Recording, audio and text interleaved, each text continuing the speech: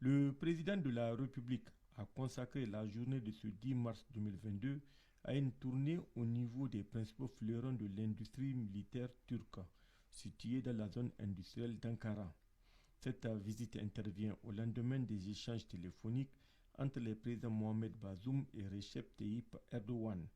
Première étape, la firme Aselan, spécialisée dans l'électronique et la communication militaire, ainsi que des systèmes de radar. Des explications sur l'histoire et la marche de cette entreprise ont été fournies au chef de l'État. La délégation présidentielle s'est ensuite rendue à Turkish Aerospace, réputé pour ses avions d'entraînement et d'attaque au sol. Le président de la République a suivi des exposés sur les performances de ces vecteurs aériens. Le Niger en a déjà passé commande de quelques exemplaires, ainsi que celles de drones armés. Le Urkus, nouvelle génération, volera bientôt dans le ciel nigérien, piloté par des officiers de l'armée de l'air nigérienne. Le président de la République et sa délégation ont assisté à une séance de démonstration de ces vecteurs aériens.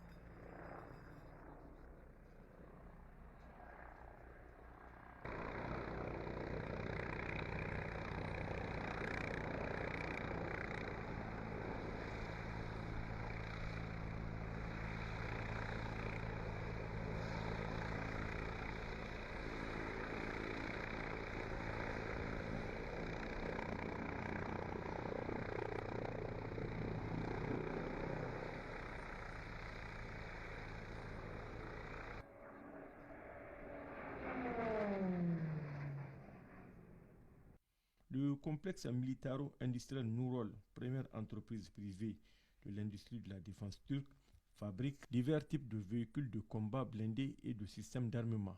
Les échanges fructueux ont marqué cette étape. Le président de la République a visité toute la chaîne de production de ces blindés et a suivi une séance de démonstration.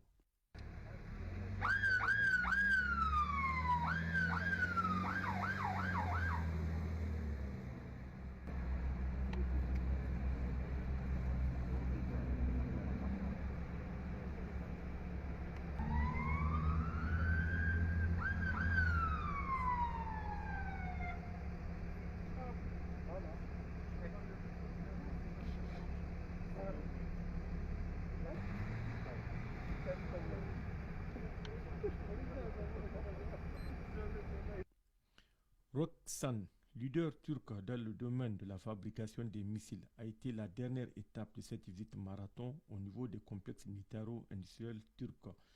Notons que le président de l'industrie de la défense turque a rejoint la délégation présidentielle au niveau du complexe de Roksan. Sachez enfin que ces différentes industries militaires turques ont été créées pour répondre aux besoins des forces armées de ce pays et des pays amis et frères.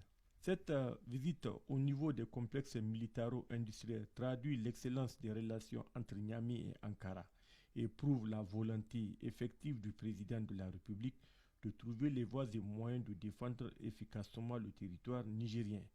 Demain, vendredi, le chef de l'État prendra part aux côtés de plusieurs chefs d'État ou de gouvernement à l'ouverture des travaux du deuxième forum diplomatique d'Antalya.